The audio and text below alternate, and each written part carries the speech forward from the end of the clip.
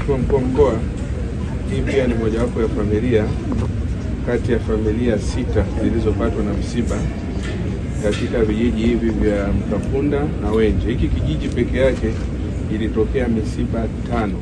Nimekuja kwa niaba ya serikali kuwapeni pole kufuatia msiba uliotokea kwenye kijiji chetu kwa vijana wetu waliopoteza maisha kutokana na migogoro iliyotokea.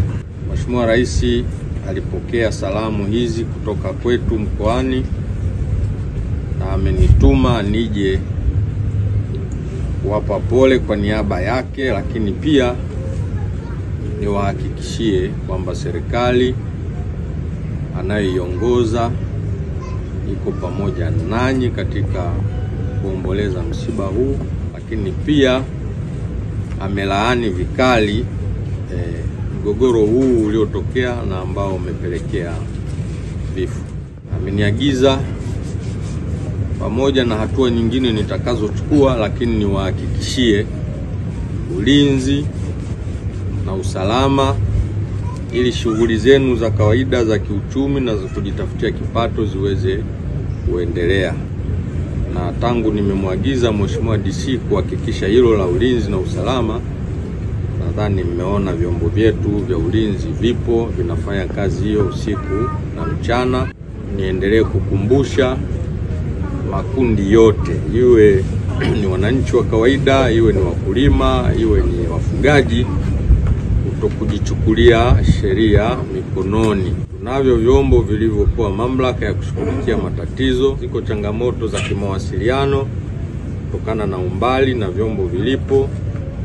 Ni pia zipo changamoto za kiusafiri, pengine tangu mtu anatoa taarifa mpaka wanakuja inachukua muda, lakini hayo yote yasitukatishe tamaa, tuendelee kuvitumia. Hivi ni vyombo vyetu vya kisheria na vipo kwa ajili ya kutusaidia. Serikali ipo itahakikisha ulinzi, serikali ipo itahakikisha shughuli zenu za kiuchumi za kujitafutia kipato zinarejea bila kubugudiwa na mtu yoyote.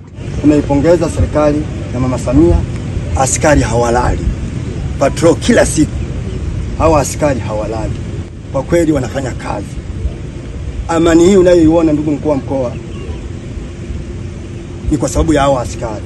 Kazi wanayoifanya ni kubwa. Kwa hiyo mimi niseme tu nawapongeza hawa, kazi wanayoifanya, wameleta amani. Saa hizi mtu ana uwezo wa kwenda shambani akajua kuwa serikali ipo, na sisi tunaamini kabisa kwamba sasa hivi tuko na serikali inatuangalia. Na kweli juhudi ambazo mnaziendeleza za kuhudumia wagonjwa ni kweli. Mheshimiwa Mkuu hapa anaendelea na taratibu hizo na anaendelea kwa uzuri tu.